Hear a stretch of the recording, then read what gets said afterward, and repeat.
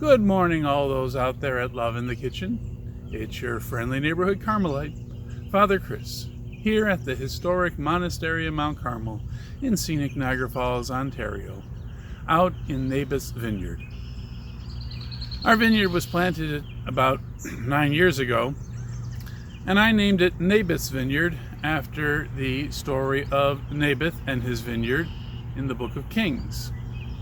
Naboth had a vineyard which he prized as his ancestral land, but it was such a good vineyard it attracted the eye of King Ahab, who wanted to buy it.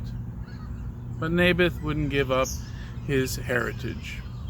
So Ahab accepted this, but his evil and conniving wife Jezebel schemed to have Naboth killed. And when he was out of the way, Ahab took over the vineyard. Elijah the prophet came to stand for justice and enlightened Ahab as to the evil that had happened to give him Naboth's vineyard. And Ahab rightfully had a change of heart and repented. Vineyards, I think, are like that. They are places where one can find holiness and leave sin behind.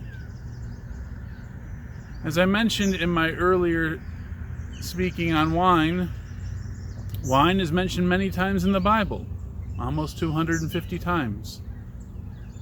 The image of the vineyard comes in at a little over 100. And compared to places that we consider places of worship, the word church is used only 8 more times than the word vineyard.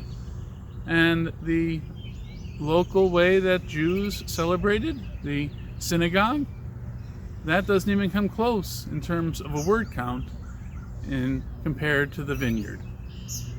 The vineyard begins way back with Noah. After the earth is dried out, the first thing that Noah does is go and plant a vineyard. The prophet Isaiah likens Israel, God's promised land, to a vineyard, and its inhabitants, God's holy people, are the vines.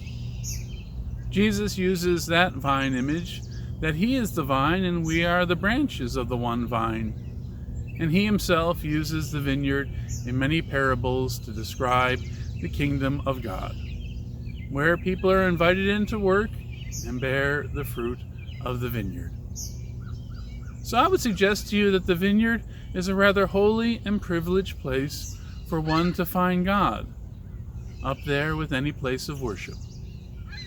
At the personal level, John of the Cross, again, describes the human soul with the image of the vineyard. He says that the human soul is like a vineyard where the fruit that is produced is human virtue. Virtue is to be found in the vineyard. And John of the Cross continues to say that vineyard in flower is like union with God. Our vineyard here is coming out of its winter rest and beginning to flower and sprout forth its leaves, and it will soon produce its fruit this fall. But vineyards need care. Indeed, John of the Cross mentions that there are many things out there that can destroy the vineyard of the soul. He borrows the image of the fox from the Song of Songs, foxes that come to destroy the vineyard. That might remind us of that old parable of Aesop, the fox and the grapes. I guess foxes like grapes and would run off with the fruit. The foxes of the world, as it were, can take the fruit of the soul. One of the things that John felt would stunt the growth of the vineyard of the soul was a lot of activity. That one needed time to take to be silent and let God's wonderful grace grow the vineyard of our soul.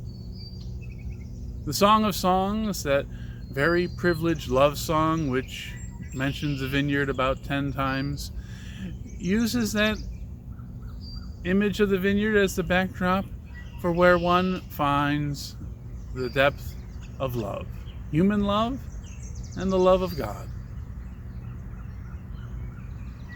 So, all those out there at Love in the Kitchen, I encourage you, tend the vineyard of your soul.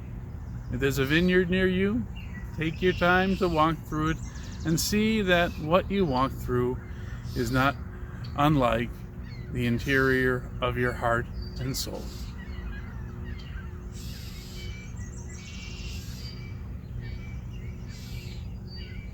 And when you see a vineyard, think of that universal openness of God.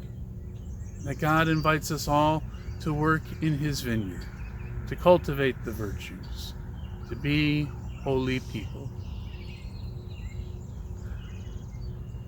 So, I remain your friendly neighborhood Carmelite here at the historic monastery of Mount Carmel in scenic Niagara Falls, Ontario, out in the vineyard.